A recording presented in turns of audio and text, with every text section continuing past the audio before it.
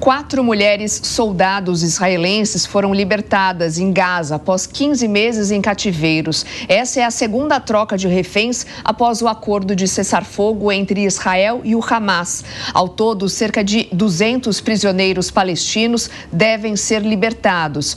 Marcos Vinícius de Freitas, especialista em relações internacionais, já está aqui conosco ao vivo no Jornal da Manhã. Professor, muito bom dia para você. Obrigada mais uma vez pela gentileza de nos atender. O que esse acordo de cessar-fogo e também essas libertações de reféns representam para a comunidade internacional e o que deve acontecer no Oriente Médio nos próximos dias? Bom dia, em primeiro lugar. Obrigado pela oportunidade de conversar com vocês sempre, mas parte, né, a primeira fase do acordo que foi firmado entre Israel e o Hamas, no sentido de se promover a libertação daqueles que foram sequestrados, né, que são reféns, desde aquele fatídico episódio que aconteceu há algum tempo e que foi responsável por essa guerra, e que milhares de pessoas também já morreram. Mas é a primeira parte do acordo e é importante para Netanyahu, que vem observando aí uma queda da sua popularidade, justamente pelo fato de que a demora tem contado contra ele nesse processo todo.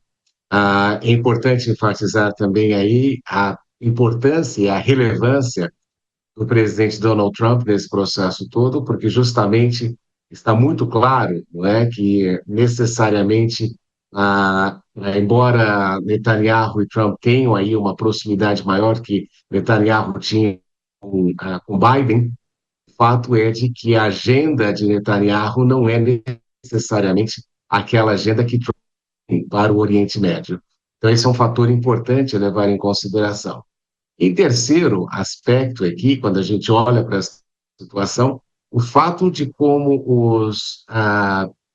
os militantes, né, os palestinos, foram recebidos ali na Cisjordânia, ficou claro que o Hamas ainda continua ativo, não é? Nós não podemos ignorar ali que a mensagem que o Hamas deu para a comunidade, não só israelense, mas global, é de que eles, apesar de a destruição que passaram, ainda estão orgulhosos da sua atuação, ainda têm armas e estão dispostos a continuar lutando. É interessante notar que, recentemente, o governo americano disse que, neste processo todo, mais de 15 a 20 mil novos militantes foram recrutados pelo Hamas para atuarem como uma força de resistência a Israel. Então, a comunidade internacional respira um pouco mais aliviada ao ver esta situação melhorando, mas o fato é de que existe uma longa caminhada ainda e que a própria destruição da Palestina pela ação do governo Netanyahu vai implicar necessariamente numa contínua resistência e não o fim do Hamas, como havia sido anunciado pelo Netanyahu em sua ação inicial.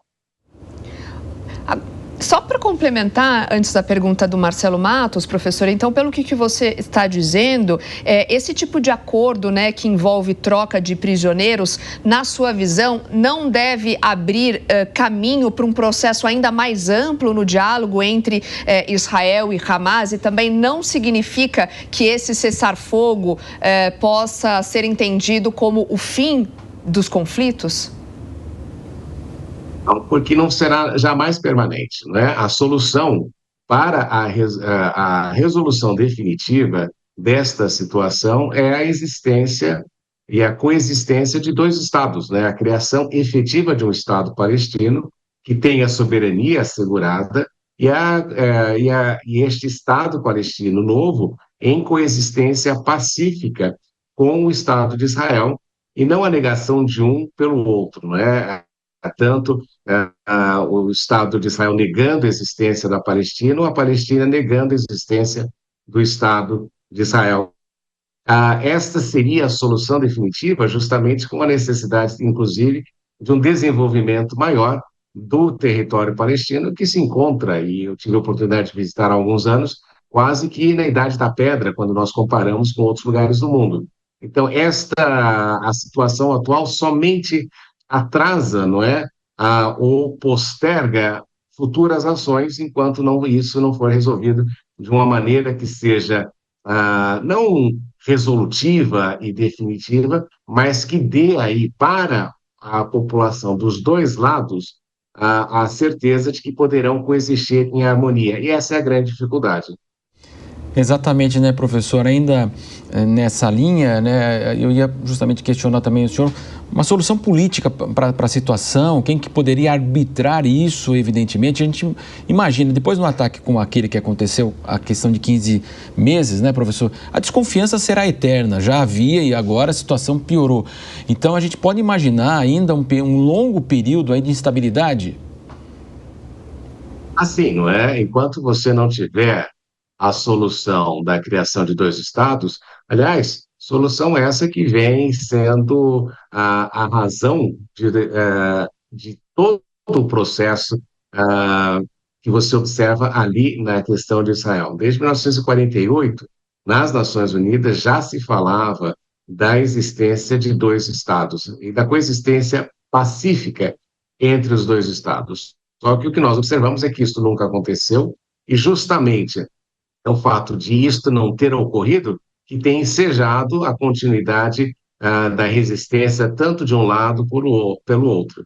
E não podemos esquecer também, é que é relevante enfatizar, que o próprio Netanyahu não queria, e um aspecto importante da sua base apoiadora não quer a existência ali de um Estado palestino. Não podemos esquecer, historicamente, que uma das razões para o Hamas ter prosperado em Gaza foi justamente uma forma de resistência ao movimento que você tem ali na Cisjordânia, que pretendia a existência de um Estado palestino o mais rápido possível. Então, esta é a questão fundamental de tudo isso. Agora, a comunidade internacional enfrenta a dificuldade de ter aí, muitas vezes, o Estado de Israel baseando a sua ação justamente no apoio que recebe dos Estados Unidos e os palestinos que se encontram ali numa situação complexa porque também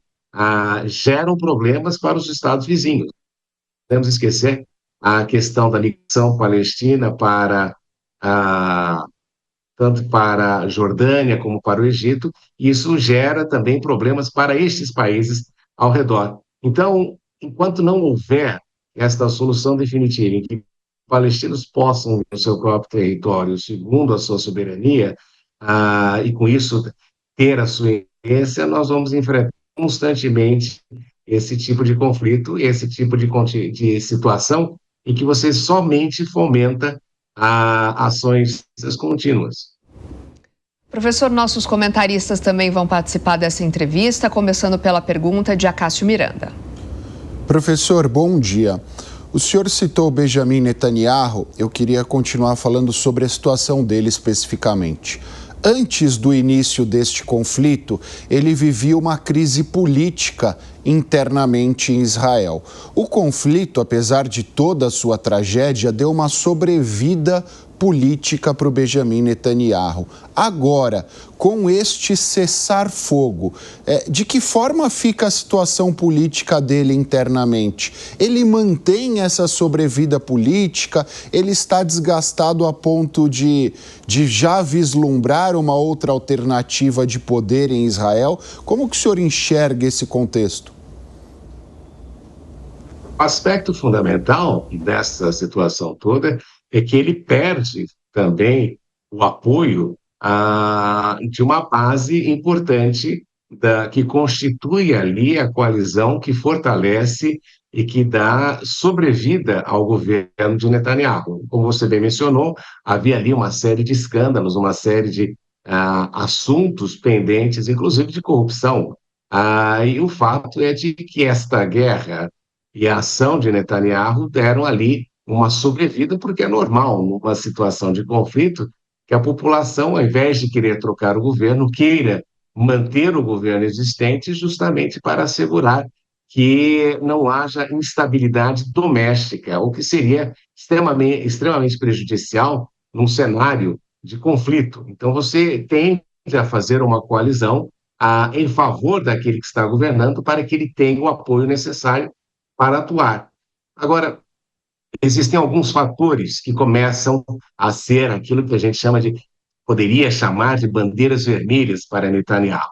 Em primeiro lugar, aquelas acusações anteriores, a questão de corrupção, de influência nas cortes, aquilo não deixou de existir, mas foi colocado de lado, né, por um tempo. Mas, por outro lado, vamos ver alguns outros aspectos que enfraquecem o seu governo. Por exemplo, a própria ação que aconteceu, não é, em que mais de 1.000 pessoas foram ali sequestradas, não é, se tornaram reféns da ação do Hamas. Então, a falta de capacidade de antever aquilo que estava acontecendo é uma coisa que é pesada na conta de Netanyahu. Em segundo lugar, o fato é que, passado tanto tempo da guerra, poucos reféns foram liberados.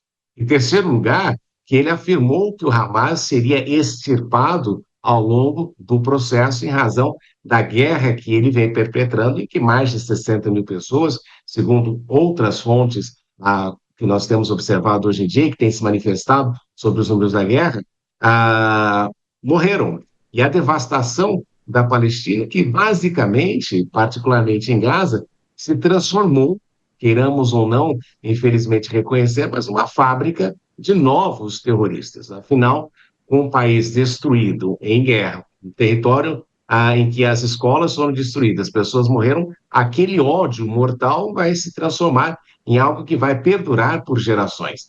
Então, a ação de Netanyahu tem sido desastrosa no sentido de que, se efetivamente não se resolver isso de uma maneira mais rápida, não é? Se este cessar-fogo vier a criar outros problemas, talvez este apoio político dele diminua cada vez mais. E nós temos também uma outra questão. O próprio cessar-fogo é disputado por alguns segmentos do governo que se opõem ao cessar-fogo, que entendem que o ideal seria que a Palestina se transformasse em algo inexistente. Então, você também tem esta parte da base do governo Netanyahu. Então, por essa razão, que nós olhamos para ele e pensamos, bem, ele não é um líder que tem a estabilidade política, mas a situação atual lhe garante aí uma sobrevida nesse processo todo. Oi, professor. Parabéns pelos posicionamentos. Eu queria fazer uma pergunta sobre o atual governo. Como é que vai ficar essa questão da faixa de Gaza? Quem que vai tocar? Vai ser Israel? Vai ser a Palestina? O Hamas permanecerá no controle? Essa é uma questão difícil, né, de saber, porque justamente você teve Israel em Gaza durante muito tempo e depois Israel saiu. É importante até de relembrar um aspecto fundamental, não é?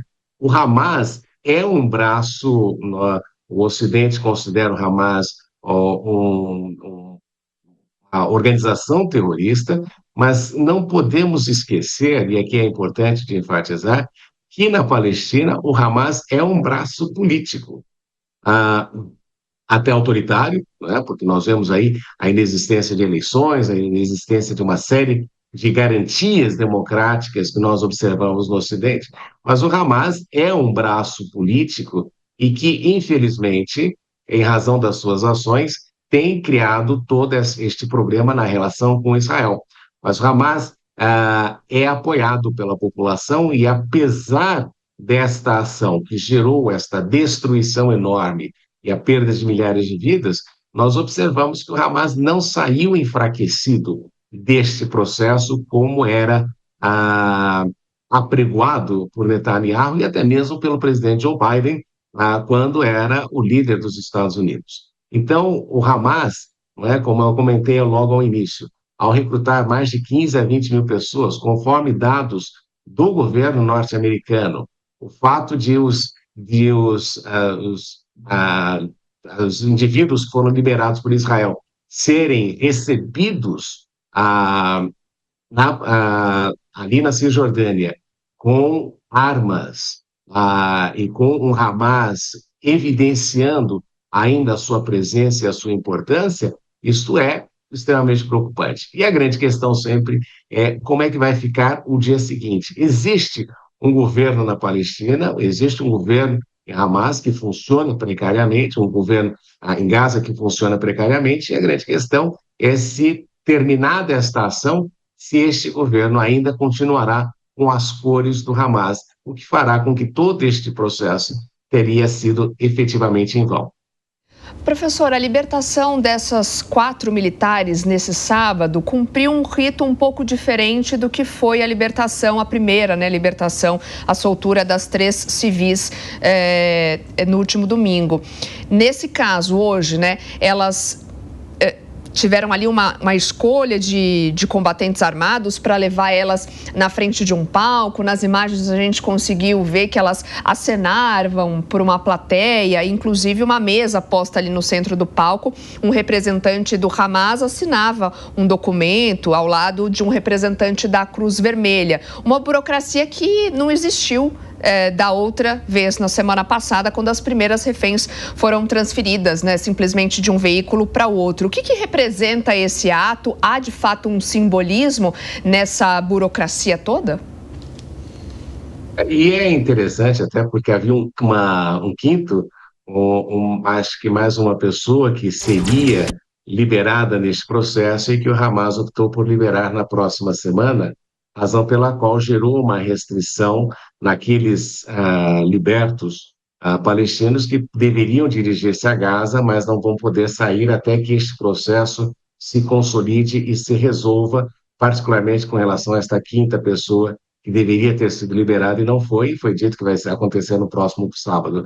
Mas o fato é que nós vemos ali que o objetivo todo era o Hamas transmitir uma mensagem para o Ocidente, para Israel, de que apesar da libertação, e que deve ser celebrada pelos israelenses em razão desta situação histórica e da tragédia que aconteceu naquele mês de outubro, naquela fatídica ação do Hamas, mas que a ideia, e ficou muito claro, que o Hamas pretendia convencer, ou se não convencer, transmitir à comunidade israelense e à comunidade internacional de que, apesar de toda a atuação, ainda é uma força importante e ativa dentro da Palestina. Isso não deve ser ignorado como mensagem para Netanyahu, inclusive, que foi justamente aquele que apregoava que a ação deveria levar aí à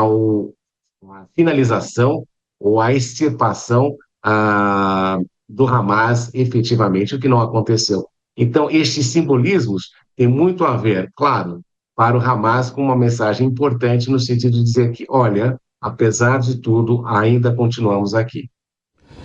Professor, ainda dentro desse simbolismo, né, o novo secretário de Estado dos Estados Unidos, Marco Rubio, né, ele suspendeu a ajuda externa dos Estados Unidos, com exceção para o Egito e também Israel. Até que ponto o senhor acredita que o presidente Trump vai entrar nessa questão em que envolve o Oriente Médio mesmo? Ele está dando muitas declarações que parece que está muito preocupado internamente com os Estados Unidos, mas até que ponto ele vai continuar com esse apoio restrito e também financeiro para Israel?